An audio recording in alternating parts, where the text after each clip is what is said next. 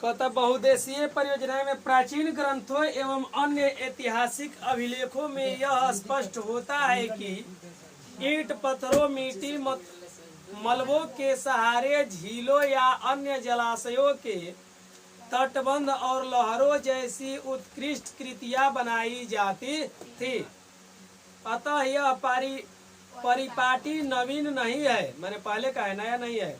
हमने आज कई नदियों पर बांध बनाए हैं, हम बनाए हैं। स्वतंत्रता प्राप्ति के बाद देश को आर्थिक रूप से आत्मनिर्भर बनाने तथा देशवासियों के जीवन स्तर को सुधारने हेतु योजनाएं निर्मित हुई है, जिसमें नदी घाटी परियोजनाएं पर विशेष बल दिया गया।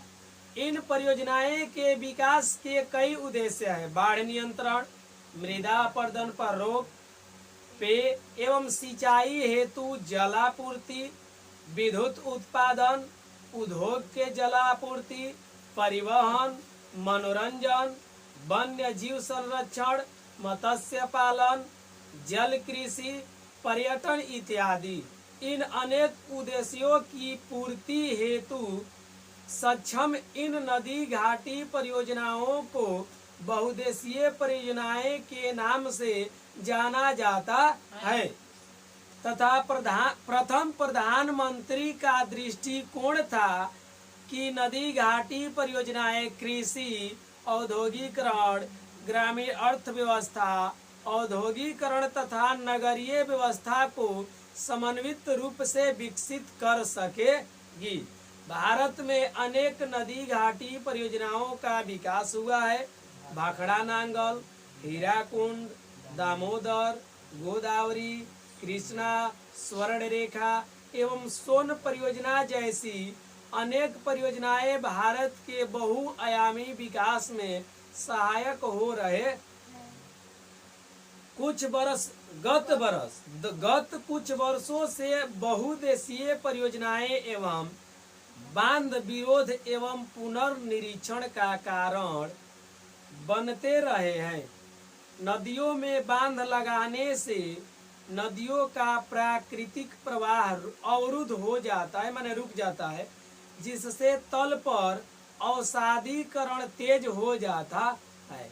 इस तलछट जमाव से जलीय जीवों के साथ भोजन एवं प्रजनन तथा स्वच्छंद विचरण की समस्या हो आती है।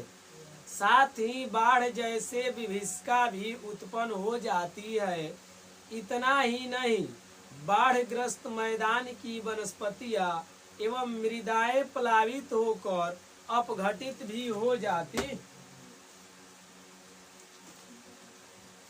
नर्मदा बचाओ आंदोलन, टिहरी बांध आंदोलन जैसी अनेक जन विरोध बहुउद्देशीय परियोजनाओं की खामियों को उजागर करते हैं। आमतौर पर लोग अपनी जमीन, आजीविका और संसाधन से लगाव एवं नियंत्रण को त्याग कर अन्यत्र विस्थापित हो जाते हैं, जिसके बदले इन्हें न तो पर्याप्त मुआवजा मिल पाता है और न ही यह विस्थापित होने के बाद इस परियोजना का ही लाभ ले पाते। जहाँ बांध बनाला न वो जगह नहर ना लागे, ठीक कुछ दूर जाके लागेला। जिसे डेहरी देखले वाला जा सोन अभी पढ़ते हैं सोन नदी के बारे में ना, वो जगह पटान ना होला। वो नदी से करमचट देखो तला वो क्षेत्र में पटान ना है, नीचे क्षेत्र में पटान है। कहीं से कि वो जगह उतई खुद ऊंच हो जाई, वो जगह ऊंच हो जाई या जवन होई नहर खानाई उ का हो जाई, खाल हो जाई, तो जगह पटान लग पाई ना लग पाई। यही से ना देखो कहता कि ना मुआवजा मिल पाता है, माने कुछ मिलबो ना करला जेकर जगह जमीन जाला ओकरा में। इनका लाभ पूंजीपति एवं जमींदार वर्ग को अवश्य मिल जाता है। यह सच है कि सिंचाई की सुलभता ने कई क्षेत्रों में फसल के प्रतिरूप को परिवर्तित किया है। जहां जल कृषि एवं वाणिज्य फसलों की ओर किसान आकृष्ट हुए हैं, वहीं मृदाओं की लवणीकरण जैसी गंभीर समस्या भी उत्पन्न हो रही। इसी वजह से गरीब, भूमिहीन एवं अमीर भूस्वामी के मध्य एक सामाजिक खाई का निर्माण होता प्रतीत हो रहा है। इस तरह के झगड़े अंतर्राष्ट्रीय स्तर पर भी लगते एवं लाभ के बंटवारे में दिन प्रतिदिन समस्याएं उत्पन्न हो रहे। क्वेश्चन लिखा, नर्मदा बचाओ अभियान आंदोलन क्या है? नर्मदा बचाओ आंदोलन क्या है?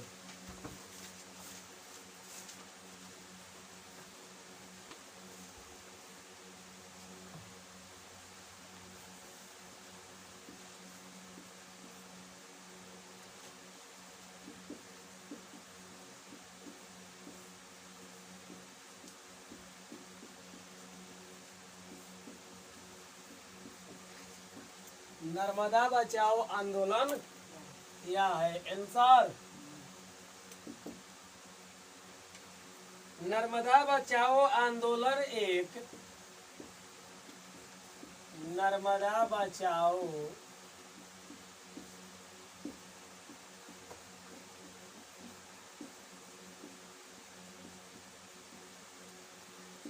आंदोलन एक गैर सरकारी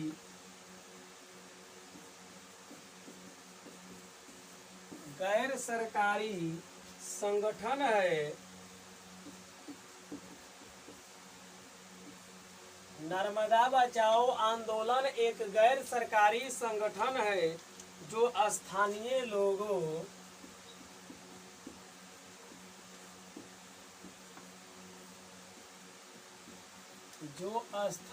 लोगों, किसानों,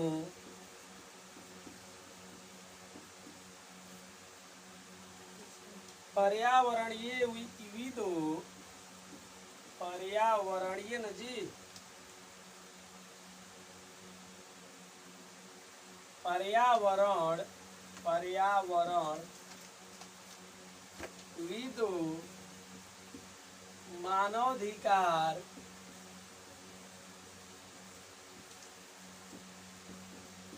मानवाधिकार कार्यकर्ताओं को गुजरात के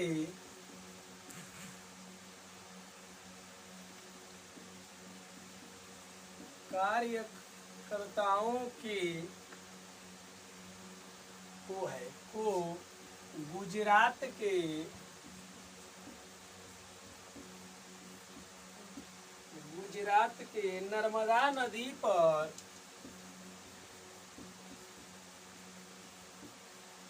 सरदार सरोवर बांध के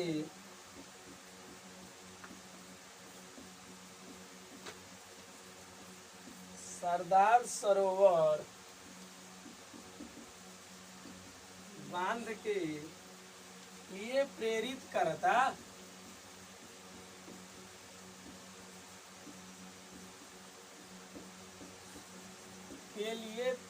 करता है।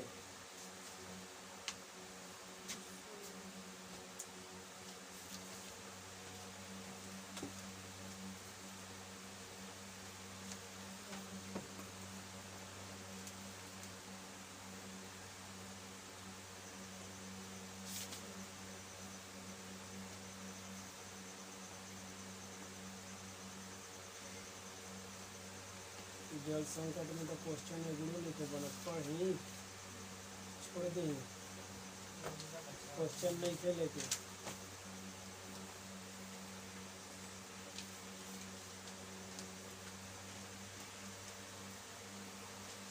नर्मदा बचाओ अभियान होगा आंदोलन ये अलग हो गए ना।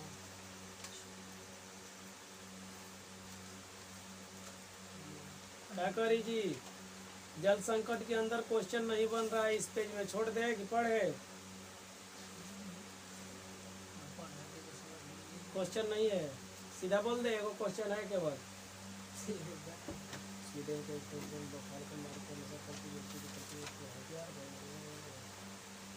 लिखा क्वेश्चन तो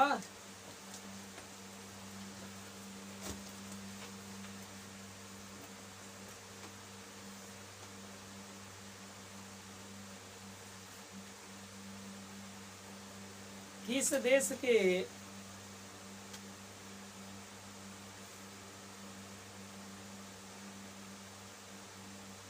देश के विशेषज्ञ के द्वारा किस देश के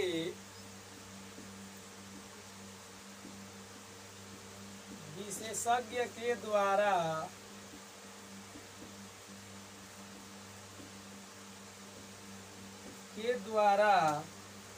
प्रत्येक व्यक्ति को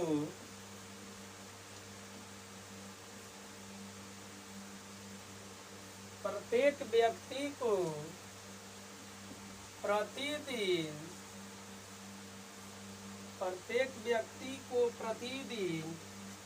1000 घन मीटर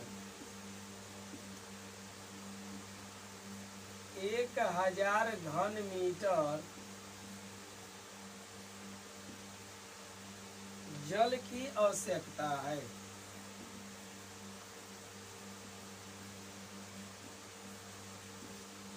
किस देश के विशेषज्ञ के द्वारा प्रत्येक व्यक्ति को प्रतिदिन 1000 घन मीटर जल की आवश्यकता? आंसर में स्वीडन। और देश के नाम है और विशेषज्ञ के नाम है हॉलकनमार्क।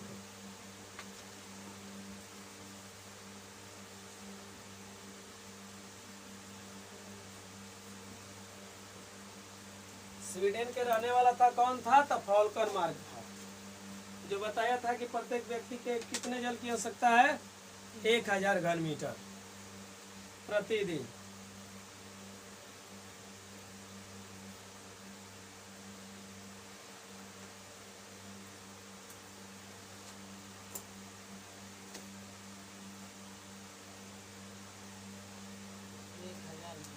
कितना लीटर हो गए?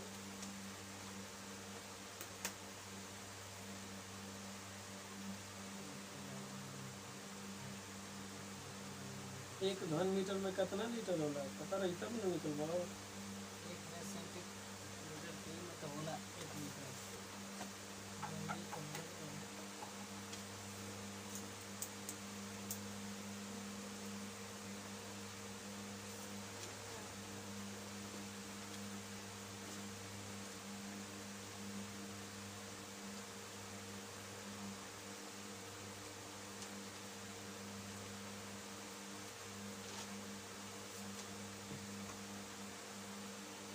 ठीक है, वर्तमान समय में अगला क्वेश्चन। वर्तमान समय में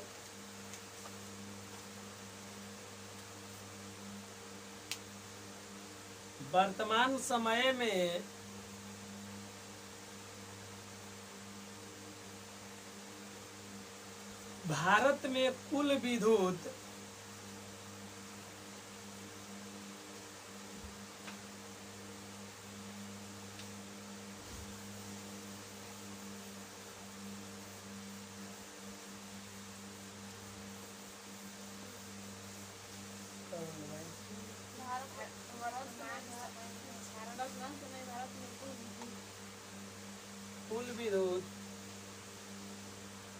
जल से कितने प्रतिशत भाग प्राप्त होता है?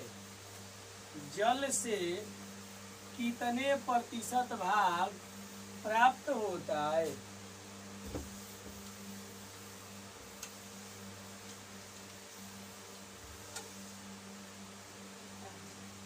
वर्तमान समय बोले हैं ना।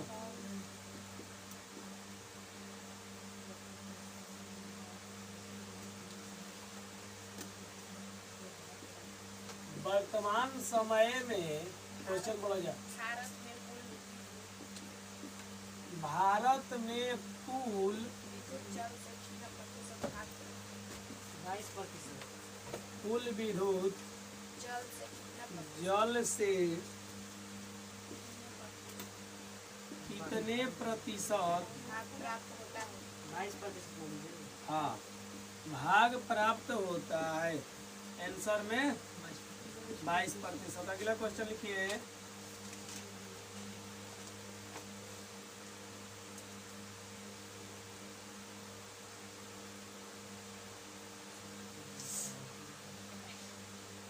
कानपुर में कितने चमड़े के कारखाने हैं? कानपुर में कितने चमड़े के कारखाने हैं? आंसर में 180 न जी। कानपुर में कितने चमड़े के कारखाने हैं? तो 180।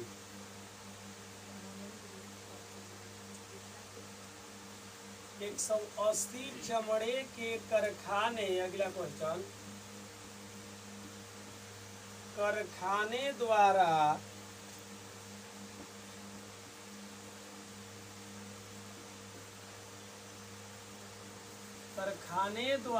प्रतिदिन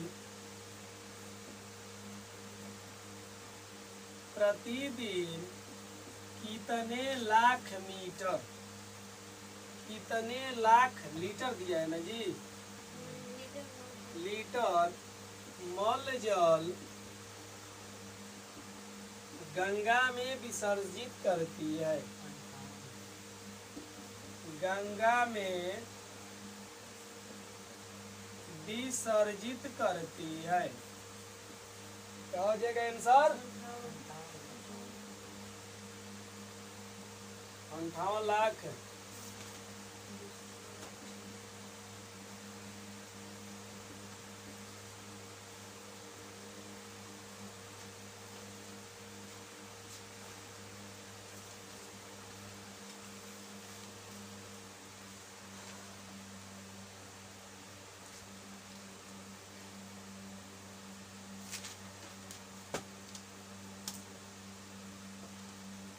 ये तो मेरा पानी का बात होता है। हैं?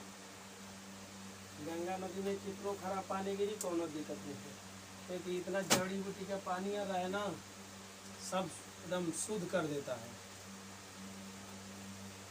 तो सोच लीजिए कितना, केवल कानपुर से इतना जब खराब जल उसमें विसर्जित किया जा रहा है, और सब तबाह किया। टोटल नली का पानी जितना मान लो मार्केट से होकर गंगा नदी गुजरता है, उतना नली का पानी टोटल कहाँ जाता है? गंगा नदी में जाता है।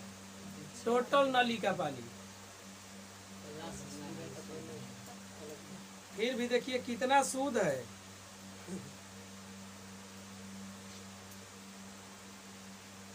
उसको 5 बार इस डब्बा में रख देने पर खराब होता है जी, लेकिन दूसरा जल खराब हो जाता है।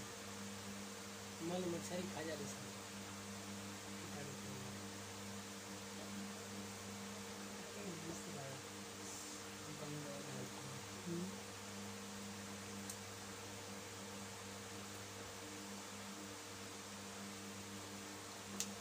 गंगा नदी को आज भी कोई नहीं नाप सकता है। सोच सूता से टूट जाता है अपने आप। मलाहों द्वारा एक घटना होती है। कितना मोटा भी धागा हो, एकदम पूरा मोटका धागा लीजिए तब वो सोच हो तो टूट जाएगी आज भी।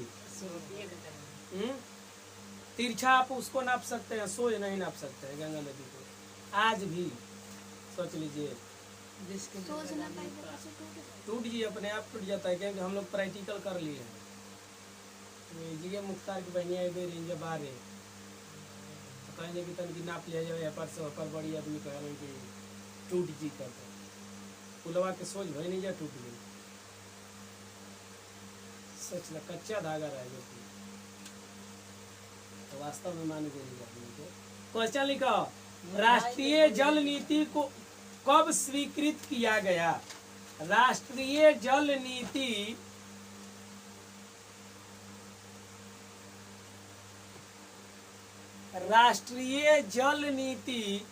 कब स्वीकृत किया गया?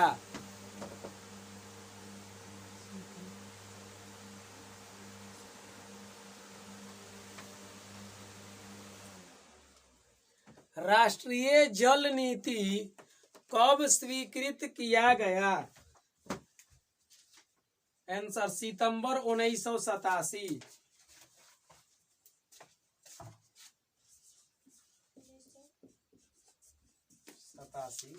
राष्ट्रीय जल नीति बोले है ना जी।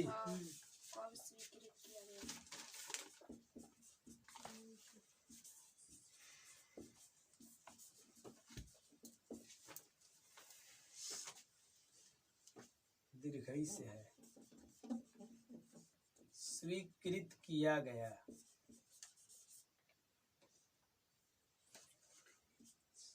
किया गया आंसर का बोले हैं सितंबर 1987।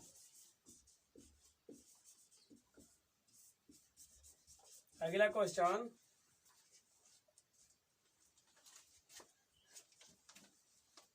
राष्ट्रीय जल नीति कब प्रस्तुत किया गया?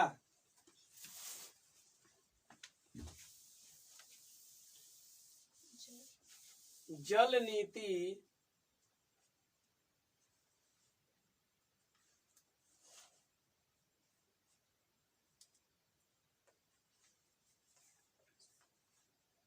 ओके 2002।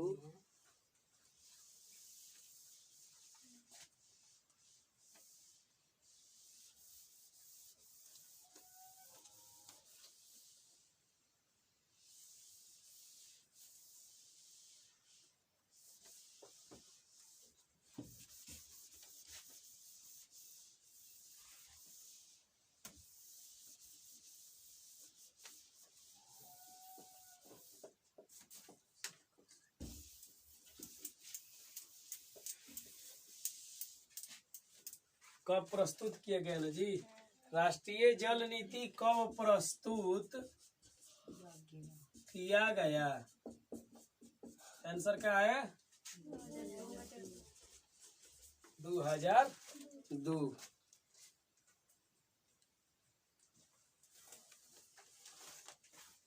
क्वेश्चन बोले, जल संरक्षण के सिद्धांत को लिखे।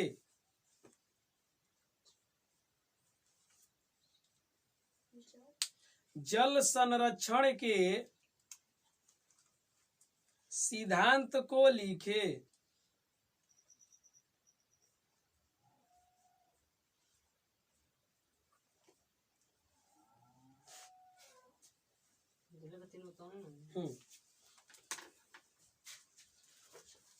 निम्न है कर लिया जरा थोड़ा।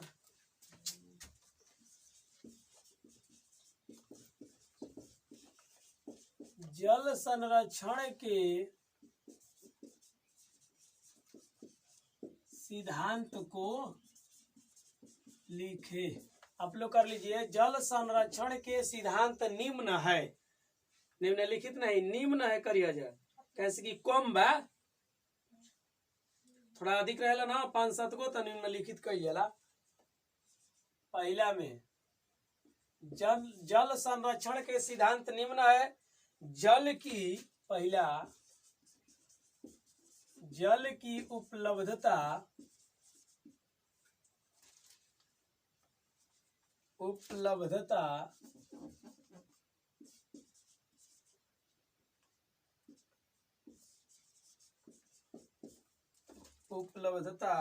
को बनाए रखना।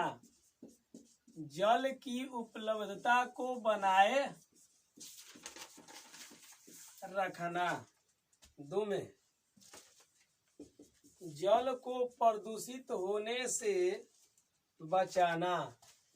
जल को प्रदूषित का मतलब समझला या साफ एकदम ना अच्छा होने से बचाना। तीसरा है प्रदूषित जल को स्वच्छ कर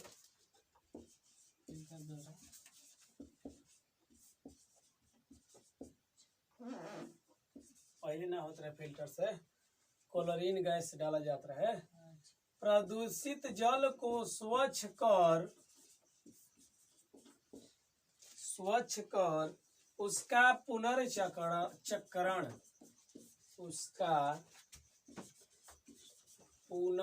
इस पर है ना जी चक्रण चप है चप है पुनर्चक्रण। फिल्टरों में तो क्लोरीन गैस डालल जाते तबे ना ठंडा होला। उतना दिन तक ठंडा रहेला। मिनरल वाटर देखले वाला जा नहीं खा जा कब पियले वाला जा ना। इन साल मिनरल वाटर खत्म हो गई ना तो लुक में मिनरल वाटर खूब पियत रही जावत रहे क्लास पता 2 बोतल 3 बोतल और बाद रहा सा और लइकवा से ज्यादा लइकिया पियत रही सा बुझात रहे घरे पानी ना पिए ली सा ठंडा में ना मांगाई ले जाओ ठंडा होई पानी अच्छा ना लगेगा एकदम ना कीटाणु वाला पानी अच्छा लगेगा जैसे काला वाला कीटाणु नली में है सबसे अधिक वो वाला और अच्छा लगेगा ना वो तो ना क्या करो कीटाणु नहीं 5 दिन कपड़ा बांधने में कितना बड़ा कीटाणु सच में बांध के देख ले अपन दीदी के बांधने का और तो छान के पानी पिए खोल के देख बोतल में जमा कर क्या है कीटाणु बैठे तभी तो बदला नहीं जाए ठीक है तो खुश है किसने जल मिशन संदर्भ देकर किसने क्वेश्चन है किसने जल मिशन संदर्भ देकर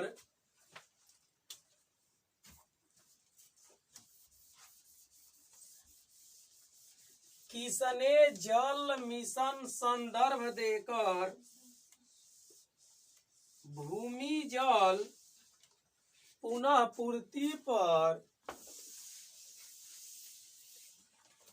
भूमि जल पुनः पूर्ति पर बल दिया था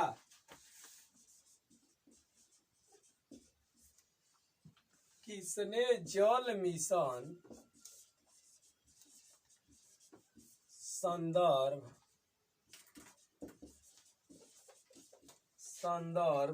देकर भूमि जल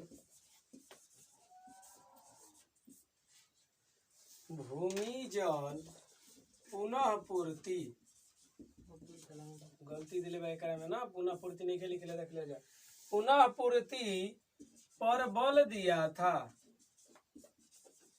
ठीक है राष्ट्रपति रह चुकल बोलन न हो पुनर्पूर्ति ना पुनर्पूर्ति गलती लिख लेगा हम पुनः पूर्ति है दिया था त नहीं दिले पुनः पूर्ति पूर्ण पूर्ति दे दिले बा पूर्व राष्ट्रपति अब्दुल कलाम 13 दिन खातिर बैठल था एको दिन खातिर भइल बोलन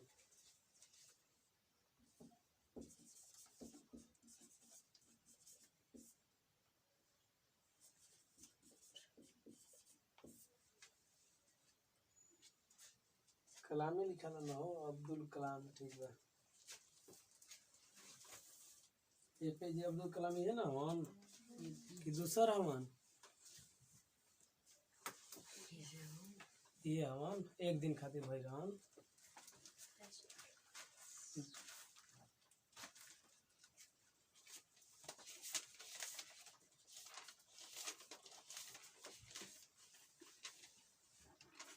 मिसाइल बनावत रहनी ना जात रहन दूसरा देश लिखल बा सौर ऊर्जा कैसे संसाधन है गलती नहीं लिखल बा कैसे लिखल बा मानव निर्मित सौर ऊर्जा कैसन संसाधन है पुनर् मानवे निर्मित है ना तो ऑप्शन में ये तो बोला पुनर्भ्रमित की खाता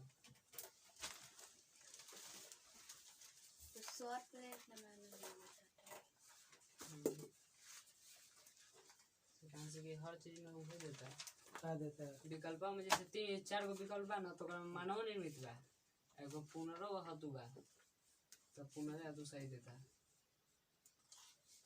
मानव निर्मित पढ़े के बाद तो मानव सौर ऊर्जा सौर ऊर्जा जैसे खपत है फिर भरमाई किया जा सकता है ना ऐसे वो तो अपने आप उत्पन्न किया जाता है हो जाता है किया नहीं जाता है हर चीज में उहे दिलवा तक है और कौन नहीं तब से नंबर है हमने की तो मानवे निर्मित मारे कहीं नहीं है मार के देखले में ये बड़ गलती दे देला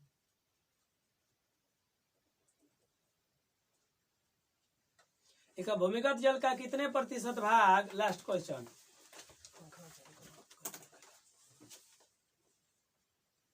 भूमिगत जल का कितने प्रतिशत भाग लिखी हो। भूमिगत जल का कितने प्रतिशत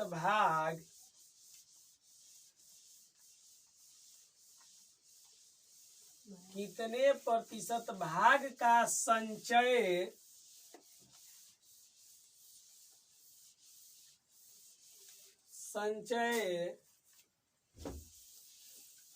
वर्षा जल का भूमि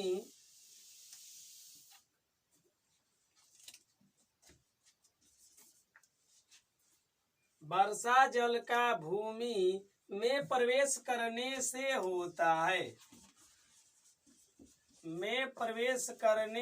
होता है। भूमिगत जल का कितने प्रतिशत भाग संचय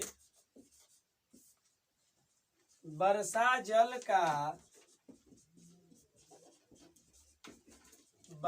जल का भूमि में 22 ना भूमि में प्रवेश करने से होता है। आंसर में 22%। जल संकट का निवारण हो जाएगा 25% कल होगा।